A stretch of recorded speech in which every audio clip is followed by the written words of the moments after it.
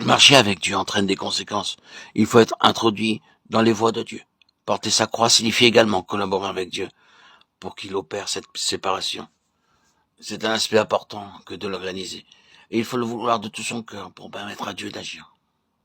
Parmi le peuple de Dieu, dans une large majorité de personnes sauvées et rachetées, le syndrome de la chute n'est pas réglé.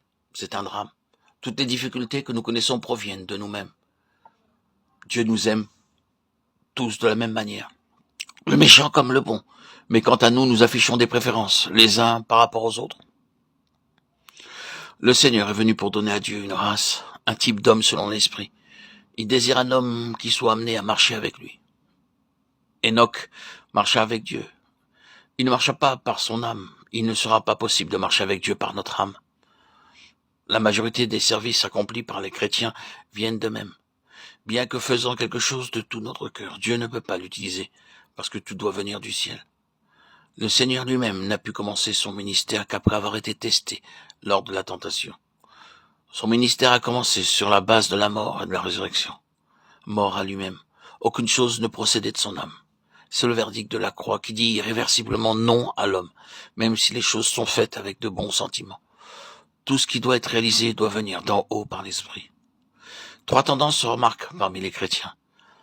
Les fondamentalistes qui appliquent strictement la doctrine. Il est difficile et dangereux de parler d'expérience dans les milieux évangéliques. Les charismes et les dons spirituels avec le baptême de l'esprit, alors que la majorité ignore ce dont il agit. Cependant, nous devons être baptisés de l'esprit parce que dans l'œuvre de Christ, nous l'avons été. Mais cela ne doit pas devenir un point de doctrine. Si nous vivons la croix, le baptême de l'esprit s'accomplira. Ce baptême se produit quand l'âme se sépare de l'esprit.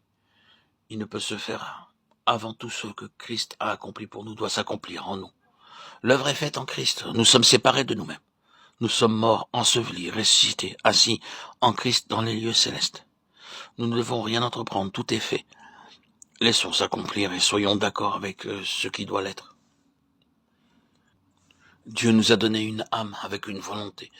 Cette âme doit devenir la servante, car elle n'est pas du tout habilitée à penser à la place de Dieu.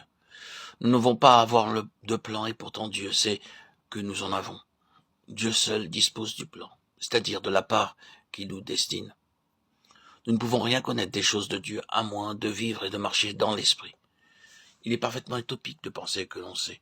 C'est une expérience que nous devons vivre. Dieu ne permettra jamais de prêcher une vérité si nous ne la vivons pas. Et si nous le faisons quand même, cela sera sans effet. Le sceau de Dieu, c'est la vie. Sans vie, il n'y a rien. Nous pouvons apporter la lumière, la compréhension, mais sans expérience, nous ne pouvons pas apporter la vie.